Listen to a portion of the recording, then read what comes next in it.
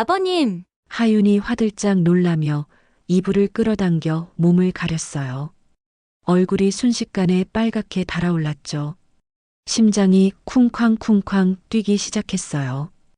2023년 가을, 서울 강남구의 한 아파트 단지. 24평 규모의 집에서는 저녁 6시가 되면 어김없이 같은 풍경이 펼쳐져요. 정아윤이 부엌에서 국 끓이는 소리, 최병국이 거실 소파에 앉아 뉴스를 보는 소리, 그리고 그 사이사이를 메우는 길고 무거운 침묵들이죠. 아버님, 저녁 드세요. 하윤의 목소리는 언제나 정중했어요. 34살의 며느리는 시아버지 앞에서 한 번도 목소리를 높인 적이 없었거든요. 남편 최지훈이 해외 파견을 떠난 지 벌써 8달. 처음엔 한 달만 참으면 된다고 했는데 계약이 연장되고 또 연장되면서 어느새 계절이 2번이나 바뀌었어요. 고맙다. 병국의 대답도 늘 똑같았어요. 68살의 시아버지는 말이 많지 않은 편이었죠. 은퇴 전에는 중견기업 격리부장으로 일했던 사람답게 모든 일을 규칙적이고 정확하게 처리하는 스타일이었어요. 아침 7시 기상, 저녁 6시 식사, 밤 10시 취침. 하루도 어긋난 적이 없었죠. 식탁에 마주 앉은 두 사람. 하윤은 병국의 빈 그릇에 밥을 담아드리고 병국은 고개를 끄덕이며 받아요. 콩나물국 한 숟가락, 멸치볶음 한 젓가락. 씹는 소리마저 조심스러운 저녁 식사가 이어졌어요.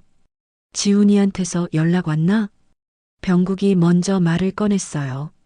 아들 얘기는 둘 사이에서 유일하게 안전한 대화 주제였거든요.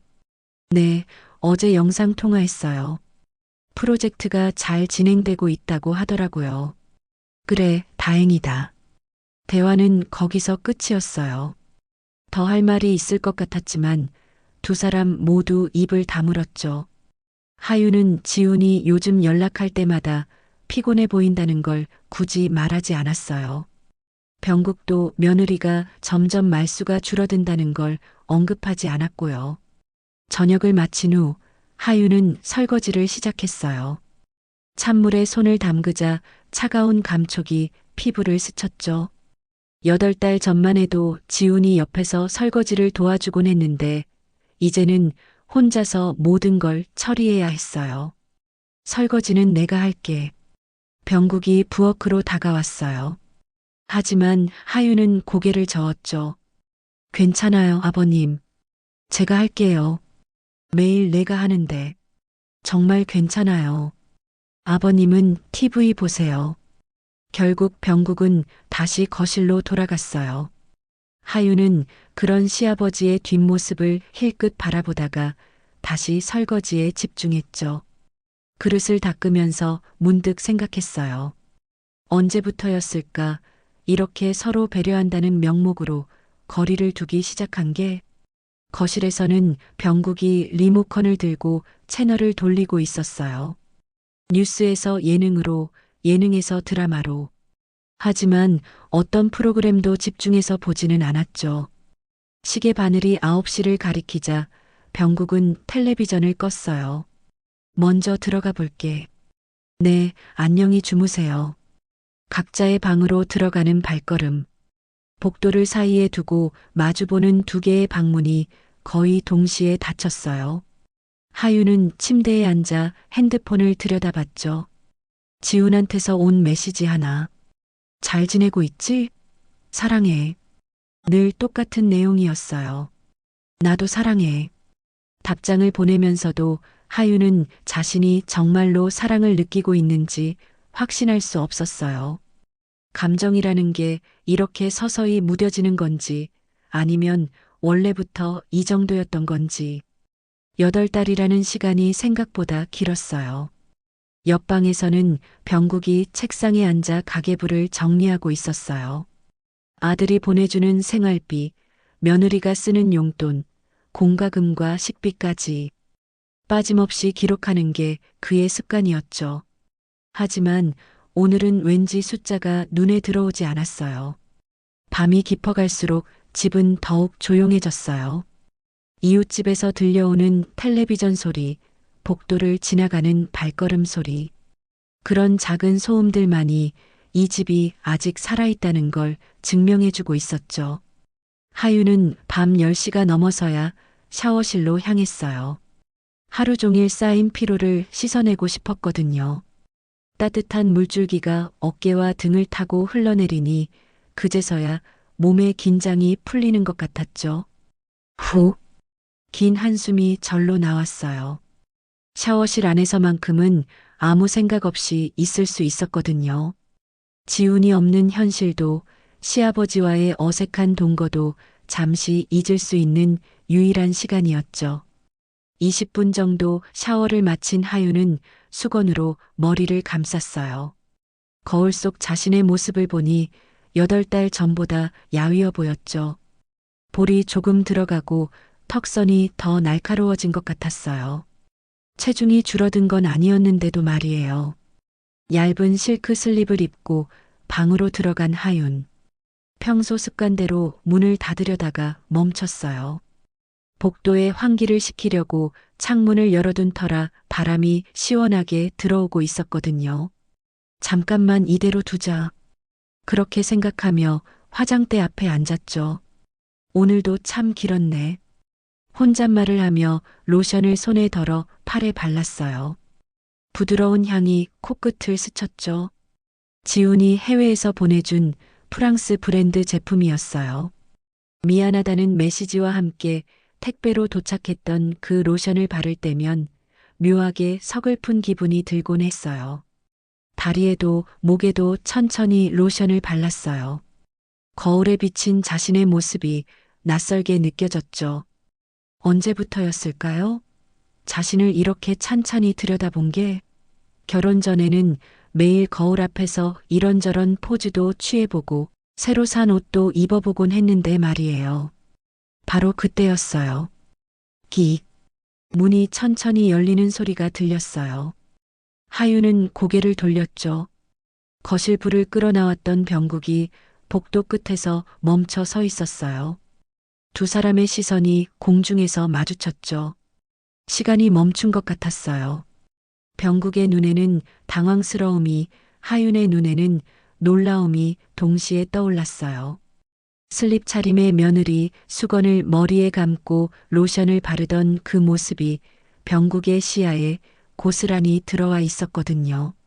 아, 아버님. 하윤이 화들짝 놀라며 이불을 끌어당겨 몸을 가렸어요. 얼굴이 순식간에 빨갛게 달아올랐죠.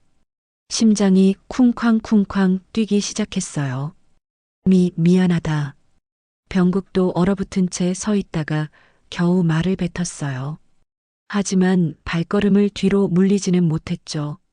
마치 그 자리에 뿔이라도 박힌 것처럼 말이에요. 3초가 흘렀어요. 아니, 30초였을 수도 있죠.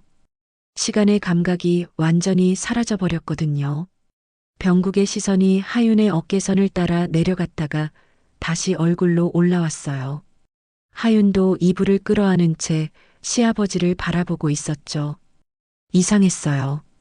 분명히 부끄럽고 당황스러워야 할 상황인데 하윤의 마음 한편에서는 다른 감정이 꿈틀거리고 있었거든요. 무서움도 아니고 분노도 아닌 말로 설명할 수 없는 묘한 떨림이었어요. 문을 닫아드릴게요. 병국이 조심스럽게 말했어요. 목소리가 평소보다 낮고 쉬어 있었죠. 네. 하윤의 대답도 간신히 들릴 정도로 작았어요. 병국이 문고리에 손을 올렸죠. 하지만 문을 닫기 직전 두 사람은 다시 한번 눈을 마주쳤어요. 그 순간 뭔가 달라졌어요. 8달 동안 정중하고 예의 바른 시아버지와 며느리로만 지내왔던 두 사람 사이에 미묘한 균열이 생긴 거죠. 아주 작은 틈이었지만 그 틈으로 지금까지 숨겨왔던 감정들이 새어나오기 시작했어요. 또 문이 닫혔어요. 하윤은 이불을 끌어안은 채 한참을 그 자리에 앉아 있었죠. 가슴이 아직도 빠르게 뛰고 있었어요. 거울 속 자신의 얼굴을 보니 볼이 붉게 달아올라 있었어요. 복도 너머로 병국의 발걸음 소리가 들렸어요. 평소보다 느리고 무거웠죠. 거실에서 뭔가 부딪히는 소리가 났어요. 아마 테이블 모서리에 다리를 부딪힌 것 같았어요. 하유는 잠옷으로 갈아입으며 생각했어요. 왜 무섭지 않았을까? 분명히 당황스럽긴 했지만 예상했던 것만큼 불쾌하거나 화나지는 않았거든요. 오히려, 아니에요. 그런 생각은 하면 안 되는 거였어요.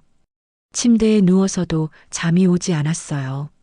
천장을 바라보며 오늘 있었던 일을 되새겨봤죠. 병국의 놀란 표정, 그리고 그 후에 스쳐 지나간 미묘한 감정. 하유는 자신도 모르게 입술을 깨물었어요. 옆방에서도 뒤척이는 소리가 들렸어요. 병국도 잠을 이루지 못하고 있는 것 같았죠. 두 사람 모두 오늘 밤만큼은 평소와 다른 밤을 보내게 될 것 같았어요. 그리고 둘 다 알고 있었어요. 내일 아침이 되면 이 일을 어떻게 처리해야 할지, 서로 어떤 표정으로 마주해야 할지 말이에요. 아침 7시. 평소 같았으면 하윤이 먼저 부엌에서 아침 준비를 시작했을 텐데 오늘은 달랐어요. 침실 문 너머로 들려오는 발걸음 소리에 귀를 기울이고 있었거든요. 병국이 먼저 일어났는지 아직 방에 있는지 확인하고 싶었어요. 조심스럽게 문을 열고 복도를 내다봤죠. 다행히 아무도 없었어요. 하유는 재빨리 부엌으로 향했어요. 어젯밤 일은 없었던 일로 하자. 그렇게 마음먹었거든요. 벌써 일어났네. 뒤에서 들려온 병국의 목소리에 하윤의 어깨가 움찔했어요. 돌아보지 않은 채 대답했죠. 네, 아침 준비할게요. 목소리가 평소보다 약간 높았어요. 일부러 밝게 하려다 보니 부자연스러워진 거죠. 병국도 그걸 느꼈을 거예요. 그래. 고맙다. 병국의 목소리도 어색했어요. 평소 같았으면 고맙다고 간단히 말했을 텐데 오늘은 그래가 앞에 붙었죠. 둘 다 어젯밤 일을 의식하고 있다는 증거였어요. 식탁에 마주 앉았지만 분위기는 완전히 달랐어요. 하유는 병국의 얼굴을 제대로 보지 못했어요. 시선이 마주칠까봐 계속 그릇만 들여다봤죠. 병국도 마찬가지였어요.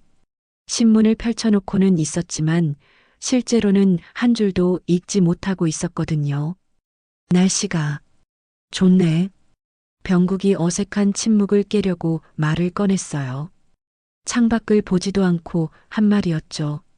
네. 그러게요. 하윤도 창밖을 보지 않고 대답했어요. 사실 오늘은 구름이 잔뜩 끼어 있었거든요. 두 사람 모두 엉뚱한 대화를 나누고 있었던 거죠.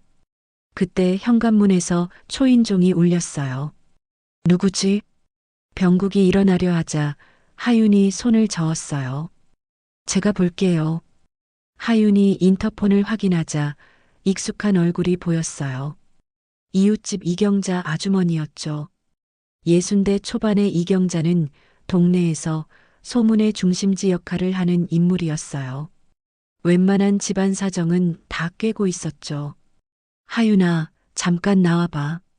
네, 나갈게요. 하윤은 병국을 흘끗 보고 현관으로 나갔어요. 이경자의 표정이 심상치 않았거든요. 뭔가 흥미진진한 소식을 가져온 것 같은 얼굴이었어요. 어머, 하윤아. 어젯밤에 혹시 무슨 일 있었어? 이경자의 첫마디에 하윤의 얼굴이 하얗게 변했어요. 무슨 말씀이세요? 아니, 그게 복도 CCTV를 확인해 봤는데 이경자가 핸드폰을 꺼내 들었어요. 아파트 관리사무소에서 일하는 조카 덕분에 CCTV 영상을 쉽게 볼 수 있었거든요. 물론 이런 용도로 쓰는 건 규정 위반이었지만 이경자에게는 그런 건 중요하지 않았어요. 이것 좀 봐.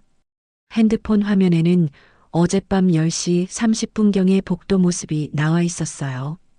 병국이 복도를 걸어가다가 하윤의 방문 앞에서 멈춰서는 장면이 또렷하게 찍혀 있었죠. 그리고 잠시 후 문을 닫고 다시 거실로 향하는 모습까지. 이게 뭐가 문제라는 거죠? 하윤이 억지로 침착함을 유지하며 물었어요. 하지만 목소리가 떨리고 있었죠. 아니야, 문제라는 게 아니라. 그냥 궁금해서 그랬어. 시아버지가 며느리 방에 혹시 무슨 급한 일이라도 있었나 싶어서. 이경자의 눈이 반짝였어요. 호기심으로 가득 찬 표정이었죠. 이미 머릿속으로는 온갖 추측을 하고 있는 것 같았어요. 아, 그냥 문이 안 닫혀서 닫아주신 거예요. 아, 그래. 문이 안 닫혀서. 이경자가 고개를 끄덕였지만 표정은 영 못 믿어하는 것 같았어요. 뭔가 더 자극적인 이야기를 기대했던 것 같았죠. 그런데 하윤아, 요즘 옷차림이 좀 어떻게 보면 좀 가벼워 보이기도 하고. 예. 아니야, 그냥 남편이 없을 때는 조심해야 한다는 뜻이야. 특히 집에 남자 어른이 계시니까 말이야. 이경자의 말에 하윤의 얼굴이 화끈거렸어요. 무슨 말인지 알 것 같았거든요. 어젯밤 슬립 차림의 자신을 떠올리니 더욱 부끄러워졌죠. 집에 들어갈게요. 그래. 그냥 걱정되어서 한 말이야. 기분 나빠하지 마. 하윤이 집으로 들어오자 병국이 눈치 빠르게 물었어요. 무슨 일이야? 아, 그냥 이웃 아주머니가. 하윤은 말을 제대로 잇지 못했어요. CCTV 이야기를 어떻게 설명해야 할지 몰랐거든요. 병국도 하윤의 당황한 표정을 보고 뭔가 심상치 않다는 걸 느꼈어요. 혹시 어젯밤 일 때문에? 아니요. 그런 건 아니에요. 하윤이 너무 빨리 부인하자 오히려 더 의심스러워졌어요. 병국의 얼굴도 굳어졌죠. 그럼 뭔데? 그냥 CCTV에 아버님이 제 방문 앞에 계신 모습이 찍혔다고. 병국의 얼굴이 순간 창백해졌어요. CCTV라는 말에 현실감이 확 다가온 거죠. 어젯밤 일이 단순한 해프닝으로 끝날 수 없게 된 거예요. 젠장. 병국이 작게 욕을 했어요. 하윤 앞에서는 처음 보는 모습이었죠. 아버님, 미안하다. 내가 조심했어야 했는데. 병국이 고개를 숙였어요. 하윤은 그런 시아버지를 보며 마음이 복잡해졌어요. 어젯밤 일이 이렇게까지 커질 줄은 몰랐거든요. 그날 오후 마트에 장을 보러 간 하윤은 여러 시선을 느꼈어요. 평소보다 사람들이 자신을 유심히 보는 것 같았죠. 이경자가 벌써 소문을 퍼뜨린 걸까요? 저기, 그 집 며느리 아니야? 맞네. 남편이 해외에 있다는. 시아버지랑 단둘이 산다던데. 귓전으로 들려오는 수군거림의 하윤은 서둘러 장보기를 마치고 집으로 돌아왔어요. 집에 들어서자 병국이 거실에서 신문을 보고 있었지만 눈빛이 평소와 달랐어요. 무겁고 침울해 보였죠. 저녁 식사 시간이 되어도 두 사람 모두 식욕이 없었어요. 어젯밤 일로 시작된 미묘한 기류가 이제는 완전히 다른 방향으로 흘러가고 있었거든요. 이경자의 입은 동네에서 가장 빠른 확성기였어요. 오후 2시 단지 내 카페에서 만난 주부들에게 어젯밤 CCTV 영상 이야기를 꺼냈죠. 그런데 말이야. 최씨댁 며느리 있잖아. 남편이 해외에 나가 있다는. 아, 하윤 씨? 왜? 어젯밤에 시아버지가 며느리 방에 들어갔다가 나오는 게 CCTV에 찍혔다는 거야. 어머, 정말? 순식간에 4명의 주부들 눈이 반짝였어요. 이런 이야기만큼 흥미진진한 건 없었거든요. 그래서 내가 오늘 아침에 물어봤는데 문이 안 닫혀서 닫아준 거라고 하더라고. 문이 안 닫혀서? 박미숙이 의미심장하게 웃었어요. 40대 후반의 박미숙은 동네에서 소문 해석의 달인으로 유명했죠. 그런데 생각해봐. 시아버지가 며느리 방문을 닫아준다고? 보통은 그냥 문 닫으세요 하고 말하지 않아? 맞아. 그것도 밤 10시 반에 말이야. 더 이상한 건 요즘 그 며느리 옷차림이 좀 어떻게 보면 예전보다 신경 안 쓰는 것 같기도 하고.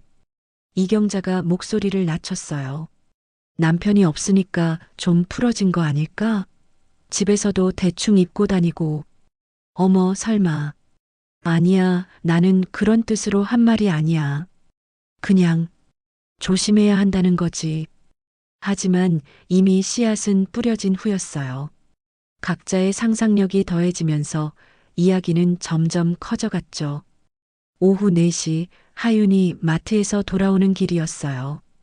평소 같았으면 가벼운 인사만 나누고 지나갔을 이웃들이 오늘은 달랐어요.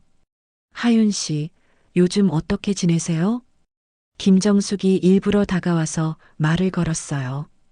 평소에는 별로 친하지 않았는데 갑자기 관심을 보이니 이상했죠. 네, 잘 지내고 있어요. 남편 언제 들어와요? 아직 확정된 건 없어요. 아이고, 혼자 계시기 힘드시겠어요. 그래도 시아버님이 계시니까 든든하시겠네요. 김정숙의 말투에 묘한 뉘앙스가 담겨 있었어요. 하유는 불편함을 느꼈지만 내색하지 않았죠. 네, 그렇죠. 그런데 혹시 어젯밤에 무슨 일 있었어요? 복도에서 소음이 났다던데. 소음이요? 하윤의 심장이 쿵 떨어졌어요. 이미 소문이 이 정도까지 번진 거였어요. 아니에요. 그런 일 없었는데요. 아, 그래요? 내가 잘못 들었나 보네요. 김정숙이 의미심장하게 웃으며 돌아갔어요. 하유는 급히 걸음을 재촉했죠. 집에 들어서자 병국이 거실 소파에 앉아 멍하니 창밖을 바라보고 있었어요. 평소 같았으면 이 시간에는 산책을 나갔을 텐데 오늘은 나가지 않았나 봐요. 아버님, 저 왔어요. 그래. 병국의 대답이 힘없었어요. 하유는 장본 것들을 정리하면서 조심스럽게 물었죠. 혹시 오늘 누구 만나셨어요? 왜? 아니에요, 그냥. 사실 하윤도 방금 김정숙과의 대화 때문에 불안했거든요. 소문이 어디까지 퍼졌는지 알고 싶었어요. 단지 입구에서 박영수 씨를 만났는데 좀 이상하더라. 병국이 무거운 목소리로 말했어요. 박영수는 같은 동에 사는 이웃으로 평소 병국과 바둑을 두는 사이였어요. 어떻게요? 평소 같았으면 바둑 한 판 하자고 했을 텐데 오늘은 그냥 인사만 하고 지나가더라. 그냥 바쁘셨던 거 아닐까요? 아니야. 눈빛이 달랐어. 뭔가 나를 이상하게 보는 것 같았거든. 병국의 말에 하윤의 가슴이 답답해졌어요. 벌써 남자들 사이에서도 소문이 돈 걸까요? 저녁 식사 시간. 두 사람은 평소보다 더 조심스럽게 행동했어요. 혹시 누군가 지켜보고 있을지도 모른다는 생각 때문이었죠. 말도 필요한 것만 최소한으로 했어요. 밥 더 드릴까요? 아니야, 됐어. 국물은요? 괜찮아. 딱딱하고 경직된 대화였어요. 마치 처음 만난 사람들처럼 말이죠. 식사를 마치고 하윤이 설거지를 하는데 현관에서 초인종이 울렸어요. 병국이 인터폰을 확인하더니 얼굴이 굳었어요. 누구세요? 관리사무소 김대리입니다. 잠깐 말씀드릴 일이 있어서요. 관리사무소 직원이 찾아온 거였어요. 병국과 하윤은 서로를 바라봤죠. 둘 다 불안한 예감이 들었어요. 현관문을 열자 김대리가 어색한 미소를 지으며 서 있었어요. 죄송합니다. 이런 시간에. 그런데 CCTV 관련해서 말씀드릴 게 있어서요. CCTV요? 네, 어젯밤 복도 영상인데 다른 주민분이 문의하셔서 확인해 봤거든요. 혹시 무슨 문제라도 있었나요? 김대리의 질문에 병국의 얼굴이 붉어졌어요. 문제? 무슨 문제 말입니까? 아, 아니에요. 그냥 확인차 여쭤본 거예요. 별일 없으시면 됐습니다. 김대리가 돌아간 후 두 사람은 한참 말이 없었어요. 이제 관리사무소에서까지 관심을 갖게 된 거였어요. 이거 완전히 소문이 난 거네요. 하윤이 작은 목소리로 말했어요. 내 잘못이야.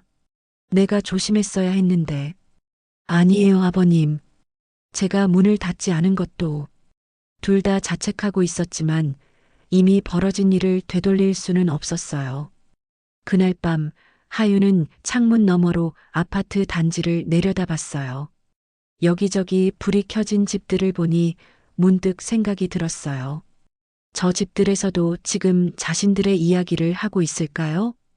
핸드폰이 울렸어요. 지훈에게서 온 영상 통화였죠. 여보, 잘 지내고 있어? 응, 잘 지내고 있어. 하윤은 억지로 밝은 표정을 지었어요. 하지만 지훈의 예리한 눈에는 뭔가 이상한 게 감지됐죠. 표정이 좀 안 좋아 보이는데. 무슨 일 있어? 아니야, 괜찮아. 아버지는 잘 계시고? 응, 아버님도 잘 계셔. 그때 병국이 거실을 지나가는 모습이 화면에 잡혔어요. 지우는 아버지의 모습을 유심히 봤죠. 아버지 표정도 좀 이상한데. 혹시 둘 사이에 무슨 일이라도, 무슨 일이 있겠어? 아무 일 없어. 하윤이 너무 빨리 부인하자 지우는 더욱 의심스러워 했어요. 뭔가 숨기는 게 있다는 확신이 들었거든요. 3일이 지났어요. 소문은 눈덩이처럼 불어나고 있었고 두 사람은 집에서도 서로를 피하듯 지냈어요. 병국은 아침 일찍 나가서 저녁 늦게 들어오기 시작했고 하윤은 시아버지가 없을 때만 거실을 사용했죠. 하지만 이런 생활도 한계가 있었어요. 목요일 저녁 하윤은 참을 수 없었어요. 이 어색한 분위기를 더 이상 지속할 수 없었거든요. 병국이 늦은 저녁을 먹고 있을 때 용기를 내어 말을 걸었어요. 아버님, 응? 병국이 고개를 들었지만 여전히 하윤의 눈을 똑바로 보지는 못했어요. 이렇게 계속 지낼 수는 없잖아요. 뭐가? 저희가 서로 피하고 있잖아요. 그날 일 때문에 병국의 젓가락이 멈췄어요. 그동안 둘 다 애써 언급하지 않았던 그 이야기를 하윤이 직접 꺼낸 거였어요. 하윤아, 아버님 솔직히 말씀드려도 될까요? 하윤의 목소리에 묘한 떨림이 있었어요. 무언가 중요한 말을 하려는 것 같았죠.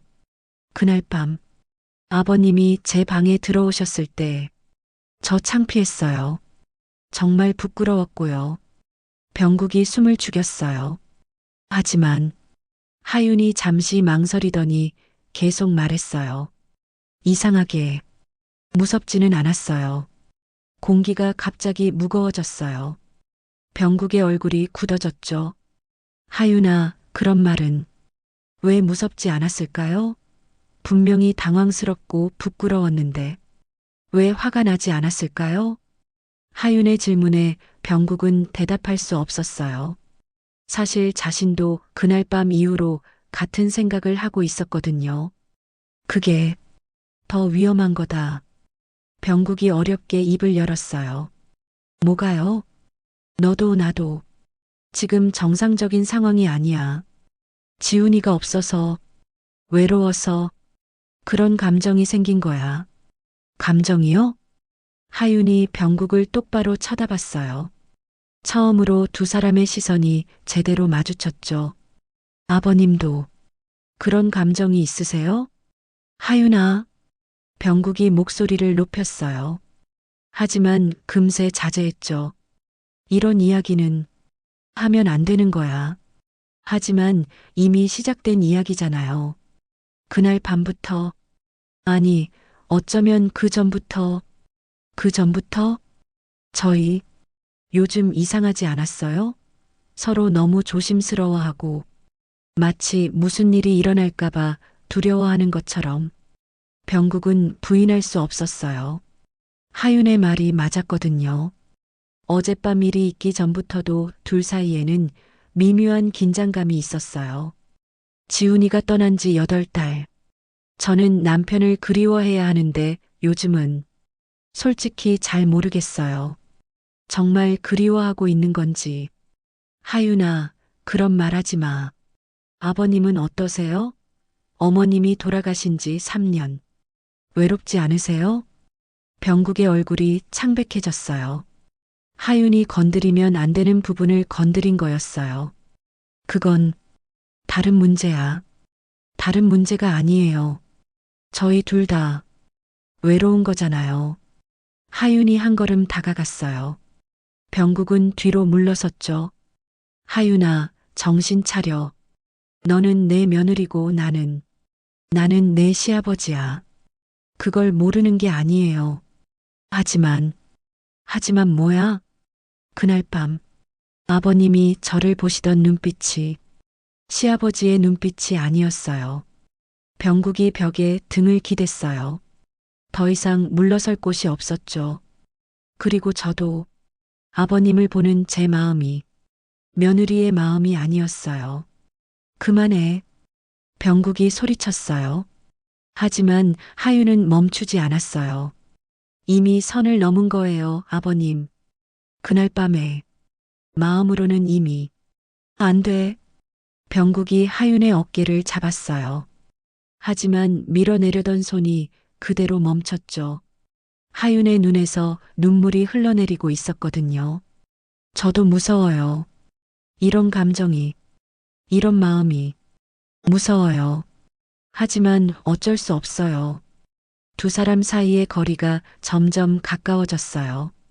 병국의 손이 하윤의 어깨에서 뺨으로 옮겨갔죠. 하윤아. 바로 그때 현관문에서 열쇠 소리가 들렸어요. 두 사람이 화들짝 놀라며 떨어졌어요. 누군가 집에 들어오고 있었거든요. 여보, 나왔어. 지훈의 목소리였어요. 깜짝 방문이었죠. 하윤의 얼굴이 하얗게 변했어요. 병국도 마찬가지였죠. 지금 이 상황에서 지훈이 들어온다니. 여보. 지훈이 거실로 들어왔어요. 아내와 아버지가 이상하게 떨어져 서 있는 모습을 봤죠. 무슨 일이야? 왜 이렇게 서 있어? 아니야. 그냥. 하윤이 당황해서 제대로 대답하지 못했어요. 아버지도 표정이 좀 이상한데? 지훈의 시선이 아버지와 아내를 번갈아 봤어요. 뭔가 이상한 분위기를 감지했거든요. 언제 들어온다고 연락했어? 깜짝 선물이야. 프로젝트가 일찍 끝나서. 그런데 정말 무슨 일이야? 둘 다 표정이. 지훈이 짐을 내려놓으며 의심스러운 눈빛으로 두 사람을 봤어요. 아무 일 없어. 아버님과 이야기하고 있었어. 무슨 이야기? 그냥 집안일. 하윤의 대답이 어색했어요. 지훈은 더욱 이상하다는 표정을 지었죠. 그때 병국이 입을 열었어요. 지훈아, 너 잘 왔다. 할 이야기가 있어. 네, 너희 이사하는 게 어떻겠니? 갑작스러운 병국의 말에 지훈과 하윤 모두 놀랐어요. 이사요? 왜 갑자기? 이 집이 너희한테는 좀 불편할 것 같아서. 병국의 목소리에는 결연한 의지가 담겨 있었어요. 방금 전 하윤과의 대화로 깨달았거든요. 이대로 가면 정말 돌이킬 수 없는 일이 벌어질 거라는 걸 말이에요. 지훈은 이틀 동안 집에 머물렀어요. 하지만 뭔가 이상했어요. 아내와 아버지 사이에 묘한 긴장감이 흐르고 있었거든요. 둘 다 자신 앞에서는 자연스럽게 행동하려 했지만 서로 마주치는 걸 피하고 있다는 게 눈에 보였어요. 여보, 아버지와 무슨 일 있었어? 둘째 날 밤 침실에서 지훈이 조심스럽게 물었어요. 무슨 일이 있겠어? 아무 일 없어. 하윤의 대답이 너무 빨랐어요. 뭔가 숨기고 있다는 확신이 들었죠. 그럼 왜 아버지가 갑자기 이사 이야기를 하시는 거야? 그냥 독립하는 게 좋겠다고 생각하시는 거 아닐까? 8개월 동안은 괜찮다가 갑자기 지훈의 추궁에 하윤은 대답을 피했어요. 지훈은 더욱 의심스러워졌죠. 다음 날 아침 지훈은 해외로 다시 떠나야 했어요. 공항에 가는 길에서도 계속 뭔가 걸렸어요. 여보, 정말 아무 일 없는 거지? 응, 정말 아무 일 없어. 걱정하지 마. 하지만 지훈의 불안감은 쉽게 사라지지 않았어요. 해외에 도착한 지 일주일 후, 지훈은 하윤에게 영상 통화를 걸었어요. 평소보다 일찍, 한국 시간으로는 저녁 9시쯤이었죠. 여보, 뭐해? 응, 설거지하고 있었어. 화면 속 하윤의 모습이 평소와 달랐어요. 화장기 없는 얼굴이 더 야위어 보였고 눈가에 다크서클이 짙었어요. 많이 피곤해 보이는데? 아니야, 괜찮아. 아버지는 뭐 하고 계셔? 아버님은 방에 계셔. 그때 하윤이 핸드폰을 들고 거실로 이동했어요. 그런데 화면에 비친 거실 분위기가 이상했어요. 평소보다 훨씬 정리정돈이 되어 있었고 마치 누군가 의도적으로 깔끔하게 만든 것 같았거든요. 아버지 좀 바꿔줘. 아버님이 좀 피곤하셔서 피곤하시다고? 벌써 9시인데? 하윤이 당황하는 표정을 보였어요. 거짓말이 들통날까봐 불안해하는 것 같았죠. 바로 그때 병국이 거실로 나왔어요. 평소 같았으면 지훈과 인사라도 나눴을 텐데 오늘은 하윤을 보자마자 어색하게 멈춰 섰어요. 아버지, 지훈이 화면 너머로 불렀어요. 병국이 마지못해 다가왔죠. 지훈아. 아버지, 괜찮으세요? 얼굴이 좀. 병국의 얼굴도 평소와 달랐어요. 수척해 보였고 뭔가 무거운 고민에 빠져 있는 것 같았거든요. 괜찮다. 별일 없어? 정말요? 하윤이도 그렇고 아버지도 그렇고 둘 다 좀 이상해요. 지훈의 말에 병국과 하윤이 서로를 힐끗 봤어요. 그 찰나의 시선 교환을 지훈이 놓치지 않았죠. 혹시 이 둘 사이에 무슨 일이 있겠니? 잘 지내고 있어. 병국이 빨리 끊어서 말했어요. 하지만 그 대답이 오히려 더 의심스럽게 들렸죠. 그럼 왜 이렇게 거리를 두고 서 있어요? 화면을 통해 보니 두 사람이 평소보다 훨씬 멀리 떨어져 있었어요. 마치 일부러 거리를 두는 것 같았거든요. 거리를 둔다니 뭔 소리야? 하윤이 억지로 웃으며 병국 쪽으로 한 걸음 다가갔어요. 하지만 그 움직임이 어색했죠. 지우는 뭔가 확실히 이상하다고 느꼈어요. 아내와 아버지의 행동, 표정, 심지어 집안 분위기까지 모든 게 평소와 달랐거든요. 여보, 나 다음 주에 한국 들어갈 수도 있어. 갑작스러운 지훈의 말에 하윤의 얼굴이 순간 굳었어요. 왜? 무슨 일로? 회사에서 중간 보고를 하라고 해서. 아직 확정은 아니지만. 아, 그래. 하윤의 반응이 미묘했어요. 기뻐해야 할 상황인데 오히려 당황하는 것 같았거든요. 통화를 마친 후 지우는 계속 찜찜했어요. 뭔가 숨기고 있다는 확신이 들었거든요. 그런데 무엇을 숨기고 있는 걸까요? 그날 밤 지우는 잠을 이루지 못했어요. 아내와 아버지의 어색한 모습이 계속 머릿속을 맴돌았거든요. 특히 두 사람이 서로를 바라보던 그 시선이 신경 쓰였어요. 다음 날 아침 지훈에게 이상한 메시지가 도착했어요. 발신자가 익명으로 되어 있었죠. 당신 부인과 아버지 사이에 이상한 일이 벌어지고 있습니다. 첨부 파일을 확인해 보세요. 첨부된 사진을 열어보자 지훈의 얼굴이 창백해졌어요. 자신의 집 복도 CCTV 사진이었거든요. 아버지가 하윤의 방문 앞에 서 있는 모습이 선명하게 찍혀 있었어요. 사진 아래에는 설명이 적혀 있었어요. 밤 10시 30분경 당신 아버지가 부인의 방에 들어가는 모습입니다. 이미 동네에서는 소문이 돌고 있습니다. 지훈의 손이 떨렸어요. 이게 정말일까요? 아버지와 아내 사이에 뭔가 있다는 걸까요? 급히 하윤에게 전화를 걸었어요.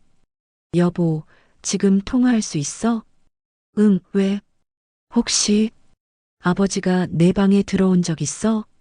하윤이 한참 동안 대답하지 않았어요. 왜 갑자기 그런 걸 물어봐? 대답해. 들어온 적 있어, 없어? 그게 한번 문이 안 닫혀서, 문이 안 닫혀서? 그게 무슨 말이야? 하윤의 목소리가 떨리기 시작했어요. 그냥 실수였어. 아무 일 없었어. 실수? 밤 10시 반에? 어떻게 그걸? 하윤이 말을 멈췄어요. 지훈이 뭔가 알고 있다는 걸 깨달은 거였어요. 누군가 사진을 보내왔어. CCTV 사진을. 사진을? 설명해봐, 하윤아. 정확히 무슨 일이 있었던 거야? 하윤은 한참 동안 대답하지 못했어요. 어떻게 설명해야 할지 몰랐거든요. 그날 밤의 일을, 그리고 그 이후에 자신의 마음을 어떻게 말할 수 있겠어요? 지훈아, 미안해. 미안하다고? 뭐가 미안한데? 나도 모르겠어. 정말 모르겠어. 하윤이 울기 시작했어요. 지훈은 더욱 혼란스러워졌죠. 여보, 진정하고 차근차근 설명해봐. 정확히 무슨 일이? 통화가 끊어졌어요. 하윤이 전화를 끊어버린 거였어요. 지훈은 다시 전화를 걸었지만 하윤은 받지 않았어요. 문자를 보내도 답이 없었죠. 그날 밤 지훈은 급히 항공편을 예약했어요. 당장 한국으로 가야겠다고 생각했거든요. 뭔가 심각한 일이 벌어지고 있다는 확신이 들었어요. 하윤이 전화를 끊은 후 집안은 무덤처럼 조용했어요. 병국은 하윤의 울음소리를 들었지만 나가지 못했어요. 무슨 말로 위로해야 할지 몰랐거든요. 1시간 후 하윤이 방에서 나왔어요. 눈이 빨갛게 부어 있었죠. 아버님, 응, 지훈이가 알게 됐어요. 병국의 얼굴이 굳었어요. 누군가 CCTV 사진을 보냈다고 해요. 젠장, 병국이 주먹을 꽉 쥐었어요. 예상했던 일이었지만 막상 현실이 되니 막막했어요. 지훈이가 한국으로 온대요. 당장, 뭐라고? 항공편 예약했다고. 내일 아침에 도착한다고. 두 사람은 서로를 바라봤어요. 이제 모든 게 끝장이었어요.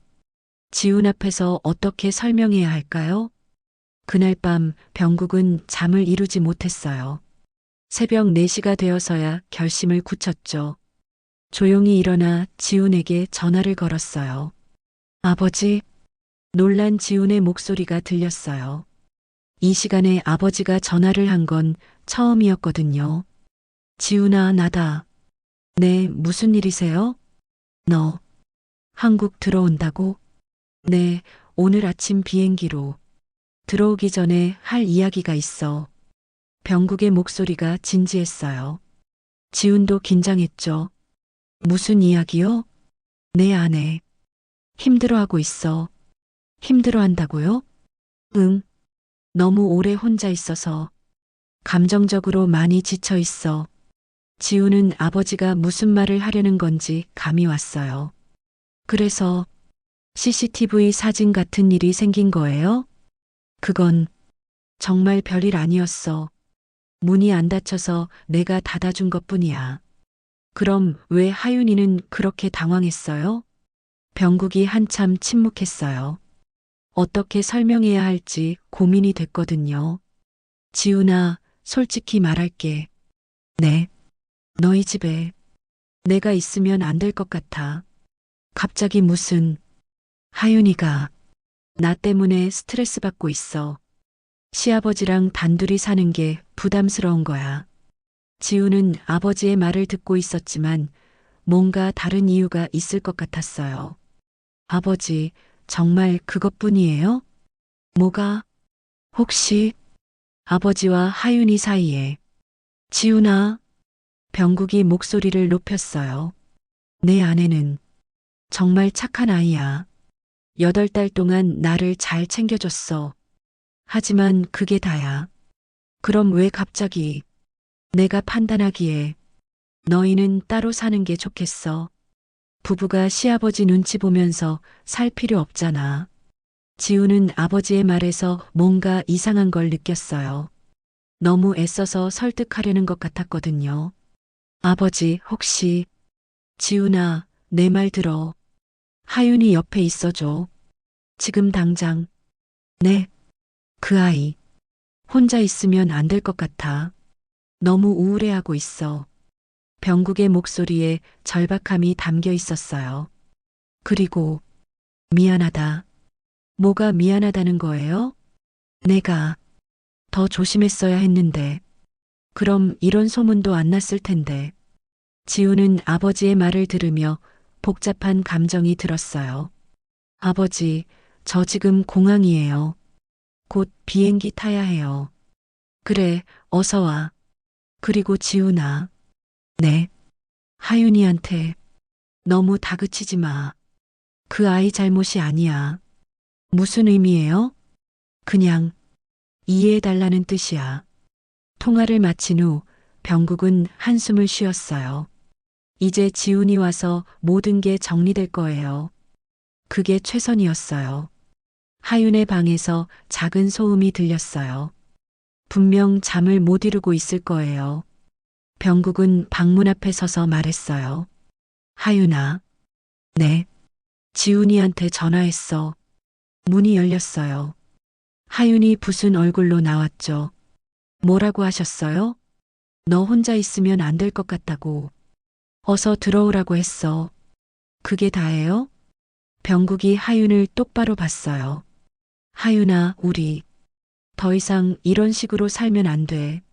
무슨 뜻이에요? 너도 알잖아. 우리가 점점 위험한 선에 가까워지고 있다는 걸. 하윤의 눈에 눈물이 맺혔어요. 그날 밤 정말 아무 일 없었던 것처럼 지내려 했는데 안 되더라. 나도 마찬가지야. 아버님. 하지만 우린 그 선을 넘으면 안 돼. 절대로. 병국의 목소리가 단호했어요. 왜? 안 돼요? 하윤의 질문에 병국은 당황했어요. 뭐라고? 왜 안 되는 거예요? 저희가 서로 원하는데. 하윤아, 저는 정말 모르겠어요. 이게 잘못된 건지, 자연스러운 건지. 하윤이 울기 시작했어요. 하지만 아버님이 저를 보시는 눈빛을 봤어요. 병국은 부인할 수 없었어요. 하윤의 말이 맞았거든요. 그래서 더 안 되는 거야. 왜요? 내가 지켜야 할 건 내 감정이 아니라 내 인생이야. 병국이 하윤의 어깨를 잡았어요. 너는 지훈이의 아내고 앞으로도 그래야 해. 나 때문에 그 모든 걸 망칠 순 없어. 하지만 하윤아, 나는 이미 인생을 다 산 사람이야. 하지만 너는 아직 젊어. 앞으로 살아갈 날이 더 많고 그런 식으로 말하지 마세요. 이게 현실이야. 우리가 감정에 휩쓸려서 실수하면 그 대가는 내가 더 크게 치르게 돼. 하윤은 더 이상 대답할 수 없었어요. 병국의 말이 맞다는 걸 알았거든요. 지훈이가 오면 나는 이사를 갈 거야. 아버님, 그게 우리 모두를 위한 길이야. 새벽 5시 하윤은 창가에 서서 하늘을 바라봤어요. 몇 시간 후면 지훈이 도착할 거예요. 그러면 모든 게 원래대로 돌아갈까요? 병국도 거실에서 같은 하늘을 바라보고 있었어요. 두 사람 모두 알고 있었어요. 오늘이 마지막이라는 걸. 오전 10시 지훈이 집에 도착했어요. 열쇠로 문을 열고 들어서자 집안이 평소와 달랐어요. 너무 조용했거든요. 마치 시간이 멈춘 것 같은 분위기였죠. 여보, 아버지. 거실에 짐을 내려놓으며 불렀지만 대답이 없었어요. 하윤의 방문이 닫혀 있었고 병국의 방에서도 소음이 들리지 않았죠. 여보, 조금 더 큰 소리로 부르자 하윤의 방문이 열렸어요. 하윤이 나왔는데 얼굴이 완전히 달라져 있었어요. 야위고 창백했죠. 언제 왔어? 방금. 왜 이렇게 조용해? 아버지는? 아버님은 산책 나가셨어. 하윤의 대답이 어색했어요. 지우는 아내를 유심히 봤죠. 여보, 우리 이야기 좀 해야겠어. 하윤의 얼굴이 굳었어요. 예상했던 순간이었죠. 두 사람이 소파에 앉았어요. 지우는 핸드폰에서 CCTV 사진을 꺼냈죠. 이것부터 설명해줘. 사진을 본 하윤의 얼굴이 하얗게 변했어요. 지훈아, 이건 누가 보냈는지는 중요하지 않아. 이게 정말인지가 중요해. 정말이긴 하지만 내가 생각하는 그런 게 아니야. 그럼 뭔데? 밤 10시 반에 아버지가 내 방에 왜 들어갔어? 하윤이 한참 망설이더니 입을 열었어요. 문이 열려 있었어. 샤워하고 나서 문을 닫지 않았는데 아버님이 지나가시다가 그래서 그냥 문을 닫아주셨어. 지우는 아내의 말을 들으며 뭔가 빠진 부분이 있다고 느꼈어요. 그게 다야? 응. 그럼 왜 이렇게 분위기가 이상해? 둘 다 왜 이렇게 어색해하는 거야? 하윤이 대답하지 못했어요. 그날 밤 이후의 감정들을 어떻게 설명할 수 있겠어요? 바로 그때 현관문이 열렸어요. 병국이 들어왔죠. 지훈을 보자 표정이 복잡해졌어요. 아, 왔구나. 네, 아버지. 병국이 지훈과 하윤의 진지한 표정을 보더니 상황을 파악했어요. 이야기 중이었니? 네, 그 사진 때문에. 병국이 지훈 옆에 앉았어요. 지훈아, 그건 정말 별일 아니었어. 내가 실수로. 아버지, 솔직히 말씀해 주세요. 지훈이 아버지를 똑바로 봤어요. 정말 그게 다예요? 아니면 다른 일이 더 있었어요? 병국과 하윤이 서로를 힐끗 봤어요. 그 순간의 시선 교환을 지훈이 놓치지 않았죠. 역시 뭔가 더 있는 거네요. 지훈아, 아버지, 저는 바보가 아니에요. 8달 동안 떨어져 있으면서도 뭔가 이상하다는 걸 느꼈어요. 지훈의 목소리가 점점 높아졌어요. 처음에는 단순한 동거의 어색함인 줄 알았어요. 하지만 지난번 영상통화에서 확신했어요. 분명 뭔가 있다고. 하윤이 울기 시작했어요. 지훈아, 정말 미안해. 뭐가 미안한데? 정확히 뭘 한 거야? 병국이 일어섰어요. 지훈아, 내 아내를 다그치지 마. 그럼 아버지가 설명해 주세요. 정확히 무슨 일이 있었던 거예요? 병국이 깊은 한숨을 쉬었어요. 우리가 선을 넘을 뻔했어. 지훈의 얼굴이 굳었어요. 선을 넘을 뻔했다고요? 하지만 넘지 않았어. 절대로. 뭔 소리예요? 구체적으로 뭘 할 뻔했다는 거예요? 하윤이 소리쳤어요. 아무것도 안 했어. 정말 아무것도. 그럼 뭘 할 뻔했다는 거야? 그냥 마음이 흔들렸어.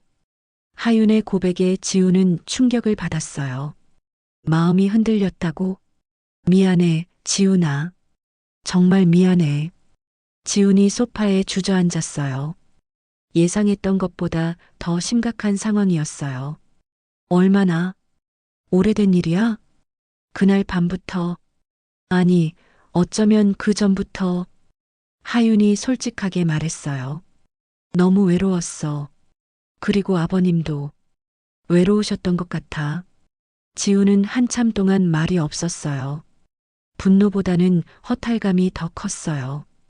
그래서 아버지가 이사 가시겠다고 한 거예요? 응. 병국이 대답했어요. 내가 있으면 너희 부부에게 독이 돼. 그래서 나가려고 해. 어디로 가실 건데요? 원룸이라도 하나 구해서. 아니에요. 지훈이 고개를 저었어요. 저희가 나갈게요. 뭐? 이 집은 아버지 집이에요. 저희가 나가는 게 맞아요. 하윤이 놀란 표정으로 지훈을 봤어요. 지훈아, 여보, 우리 새로 시작하자. 지훈이 하윤의 손을 잡았어요. 이런 일이 생긴 것도 어쩌면 우리가 너무 안주했던 것 같아. 결혼 3년 동안 변화 없이 살았잖아. 하윤의 눈에서 눈물이 흘러내렸어요. 너를 혼자 두고 간 것도 내 잘못이야. 미안해. 지훈아, 아버지도 미안해요. 아버지를 이런 상황에 놓이게 해서. 병국이 고개를 저었어요. 아니다. 내 잘못이야.